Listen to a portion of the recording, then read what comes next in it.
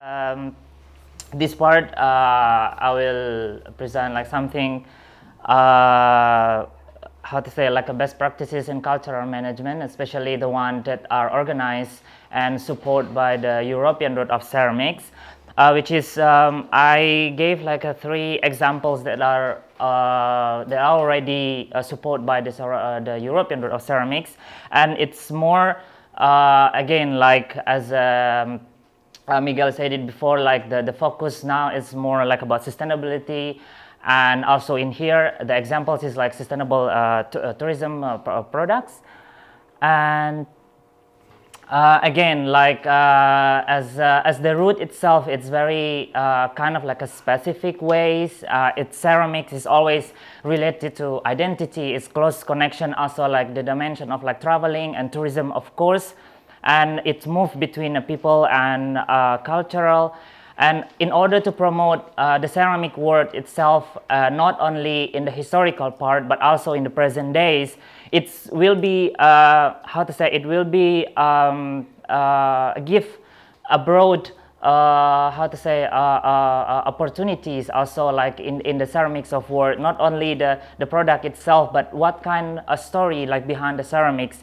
Of course, like in this way, for example, like we in the European of Ceramics, it's like we create, for example, like attractive destination territories, and also like combination tourist package, and also like a new business models. So for examples is like okay, this is again like the different type of offer, like not only the ceramics itself but also with the cultures, food, wine, and cycle tourisms, and also environment. And the first examples, but it's called Postrivoro. Actually, it was made in 2016. And the most interesting part with this project is actually its artistic residency in organic itineraries. Meanwhile, probably like we somehow experience is like how to say, like a wine touristic I don't know, wine experience and something like that. But Postrivoro is they are creating like a fine dining experience, but not only the regular fine dining experience. They how to say, like break the rules, like what is the meaning of fine dining is, and also like finding a new way to experience it. So the people will gain like a new let's say experience, and a new way of enjoying food, and also like related to ceramics. And what the most interesting also like with this project actually is a different for example, like a different chef performance. So they invite a young chef or a different chef, and then like create like a event where people can come and see and enjoying also like the food with a different type of experience and food that they're making. And also the other interesting part is like they create also like a different places. What the most interesting also like for me, they also like join, for example, like with the Airbnb, which is we known also like very famous like places to find how to say, to find accommodation. So they work collaboratively, and then work with the Airbnb, and also not only in Italy but also in San Francisco. So for me, this is also kind of like interesting ways to develop a new way of a food experience. And also they invite also designers and artists, as we could see here. This is also one of the spot for enjoying the Postrivoro experience. But here they invite the architects, designers, artists to design the places. So for example, like the chef coming to the how to say, they invite the chef to create the experience, and then the chef working as an artist. So they have an idea, for example, like, oh, I want to create an experience where I would like the designs is like this, and the tables is like this, and also, for example, like I would like to have a plate for presenting the food is like this. So in this way, like it's work collaboratively. Again, it's like they are not working alone, but they're working collaboratively with architect, designers, and artists. And of course, also like it's a part of like cultural heritage, and most of the places also holding like in the historical building, also like in Faenza.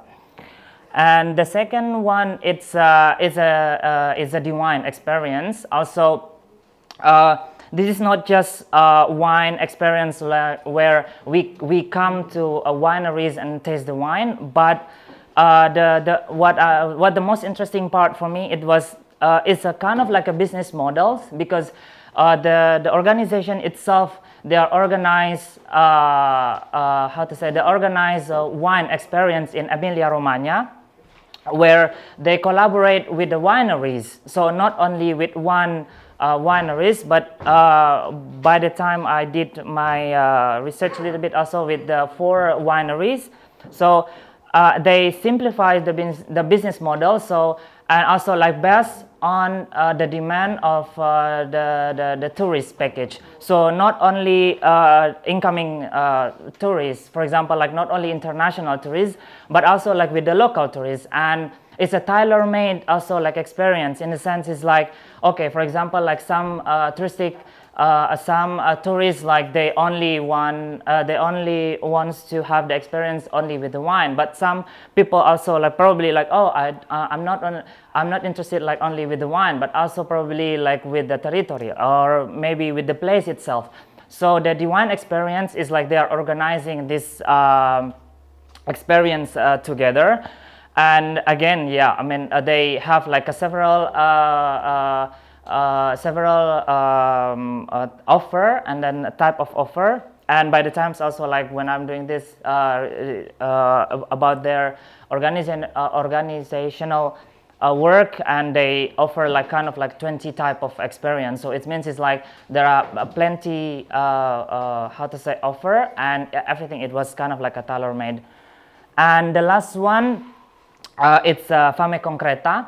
It was born actually in 2015. It's also it was a project with the Buongiorno Ceramica, like in Faenza, but then they decided to make like a permanent project also. If you have a time and get an access also like with the website, it's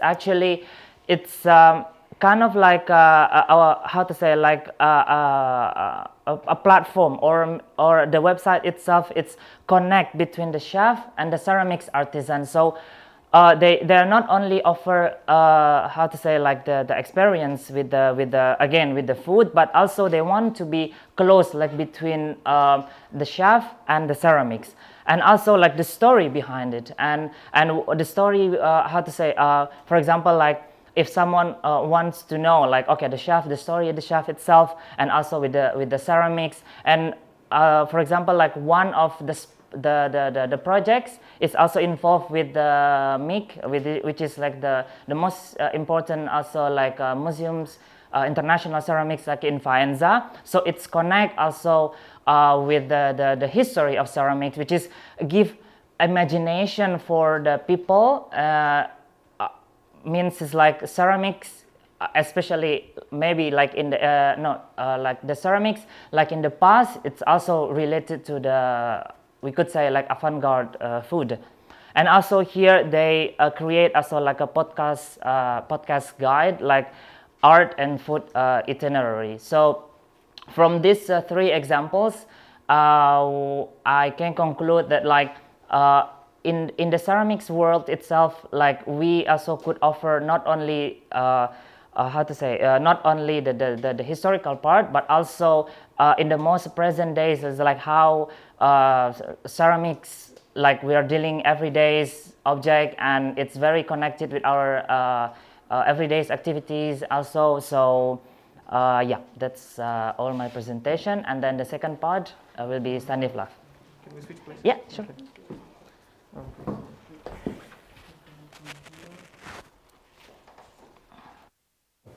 So I believe this is the picture you're very acquainted with. So the Zoom meetings, online meetings. Last 2 years we had many opportunities to have such meetings. As the city of Bolesławiec, we are cooperating with several European partners, and we have to use this tool like a Zoom or Teams just to realize our obligations and our meetings with our partners. With this case also with the European route of ceramics. But not only this, we are also cooperating with the European Federation of Napoleonic Cities for years now, and this has become a quite important route for us. So we are still developing. Actually, the president of the route is Charles Bonaparte, who is a descendant of Napoleon himself. Since 2018 or 19, we've been cooperating with several partners, also with FANZA, within the framework of Rediscovering Europe project. So this is still an obligation for us to use online tools for communication and even make conferences. We were hoping to make a simulation of the European Parliament in Schwäbisch Gmund in Germany, but this won't be able to do it in person, so we will have to do it online, I guess, next year. Just recently, we ended a project called Napoleonic Tales from the Polish and Saxon border, and at this time we decided to make it a hybrid way. So the final conference was held both in an online version and traditional in-person version, because we wanted to overcome a digital divide. For example, we have in Bolesławiec a university of third age, and these are the people who are retired and they may not have access to internet or computers. So we invited them to the town hall, and at the same time, this meeting was held online. So as well as the products of the project, which were both and still are available online and in traditional forms. So the memo game, the publication, and the exhibition were and still are available in both ways. So this is something we can implement. As far as the cultural management of the big festivals, we have for 27 years now, we've been organizing a ceramic festival. And these are the pictures from the 2020, so last year, and we decided to make the festival despite of the dangers, but we limited it only to the fair, the ceramic fair, and we excluded, let's say, the entertainment part of the festival. So these are the pictures from the last year, and despite the fact that there was no entertainment, as we know from the manufacturers, they were very happy with their income. So we still were able to do it the right way. Next, we had to reorganize the whole a cultural policy with our institutions. So we had to hold online workshops, online discussion film clubs, which are quite popular in Bolesławiec. So these are some screenshots from this, as well as the stay-at-home action made by our ceramics museum in Bolesławiec. The exhibitions and some publications were available only online. This is still a part of the exhibition. This is the old pilars palace.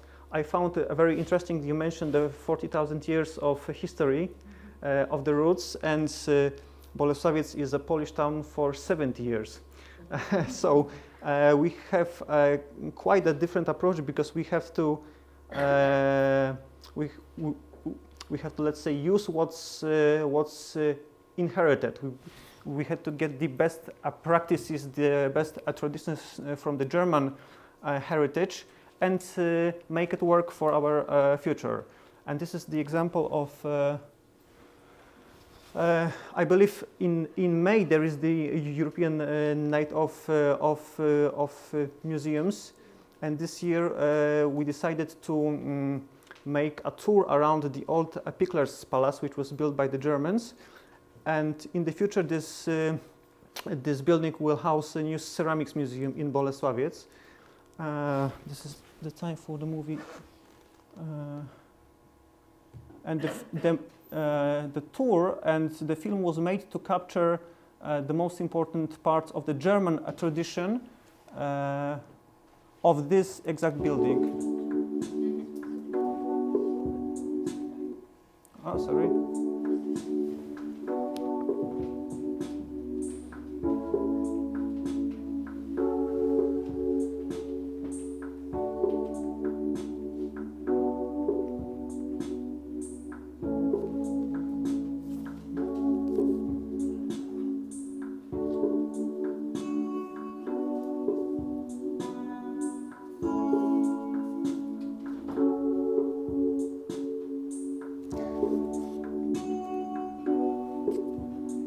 In the building there were several checkpoints, and all of them were connected with the tradition and the history of the building.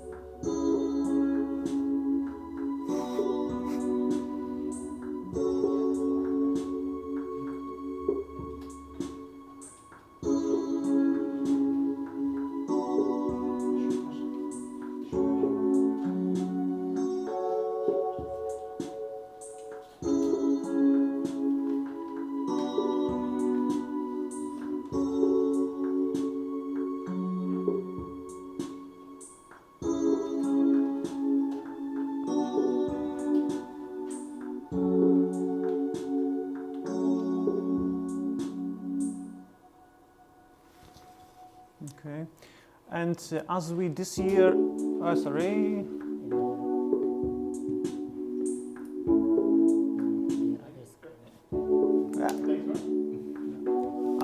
I need some help. It doesn't work. No? No. Coming. No.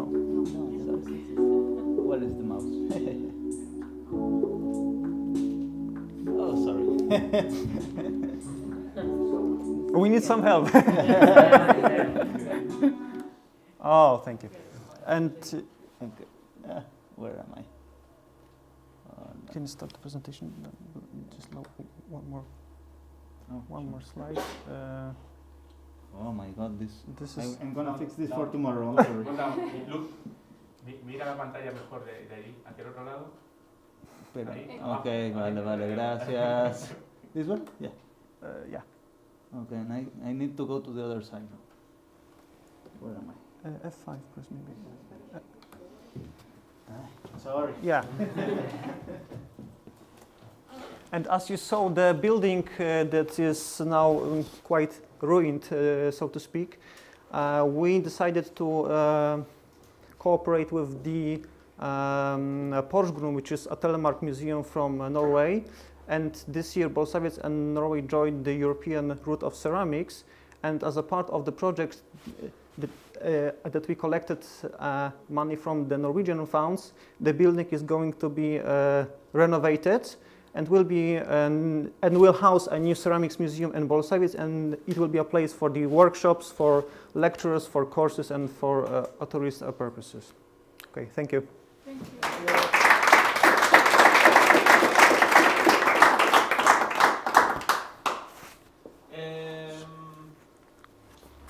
I think that since your presentation was less than 30 minutes, maybe we can have a bit of time for Q&A if there's a... Yeah, do you feel good with Sure. that, Stanislav? Sure. Do you want to share any questions with them? Then we are going to work in small groups for network engagement, and I think that also this can fit pretty well over there. But meanwhile, if there's any questions, yes, please. Sarah. Sorry, Yeah. Sarah, so can I ask you to use the microphone from my Yes. Yeah, thank you. Do I have to do anything or just speak? Just talk. I have a question about the building that is Yeah. going to be refurbished and Yeah. to host the new ceramic museum. What was his former function? So it had several functions because it had several owners. So first of all, Okay. it was built by the Pickler. He was a German, but from Bolesławiec, and the first purpose was his house. Oh, okay. So this was his house, and he was a manufacturer, so lots of money, yeah. But the original owner or builder of the house, was it just a private home, or it had some institutional functions? Originally, it was just his house. Okay. But later on, it had several functions as it would change the owners. And during a communist time in Poland, there was some institution, but I can't tell. Yeah. Thank you. You're welcome. May I ask the question? Bolesławiec, this place, it used to be a part of Germany before the Second World War. Yes. Probably I missed this information, but let me know. Do you have any cooperation with German institutions who are particularly interested in discovering all materials, documents, whatever concerning this time? I'm talking about pre-war period. But you mean the archives or the museums? Archives, any kind of institutions. Mm-hmm. Just recently, the project I mentioned concerning the Napoleon was held with organization called, in German, it's called Oberlausitzer Schlesischer Museumsverbund. So this is like the union of museums located on the border of Lusatia and Saxony. So this is the organization which deals with history, the heritage on the borderlands. So because this is a Polish and Czech and Germany borderlands, so the three countries working together. As with the Germans, we cooperate with several, with two twin towers in Germany. But not strictly with some historian institutions. I'm not sure if I answered your question. Okay. Let me explain you. In Poland right now, ceramics from Bolesławiec are extremely popular, and almost every house has some products from Bolesławiec. And right now, this product is changing a little bit into some typical Polish folk culture, but originally it was established by the Germans. Yeah. Thank you very much. You're welcome.